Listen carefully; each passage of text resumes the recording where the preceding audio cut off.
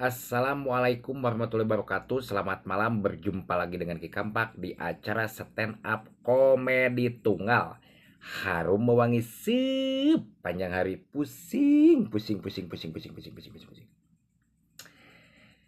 Ki Kampak rek mere judul loba suhu pemain FB Pro anu tidak bisa dijadikan contoh.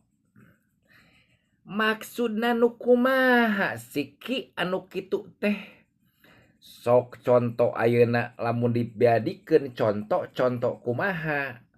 Maksudna naon ki? Ayeuna loba contoh pemain FB Pro nepikeun ka makam digalai ditincakan nek mamakaman, apalagi komo makam asli. Aduh, eta teh nyinggung ka saki, ka semua umat.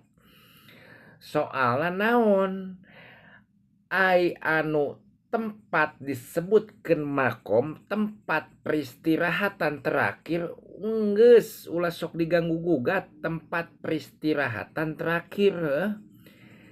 Hayu dijadieukeun konten.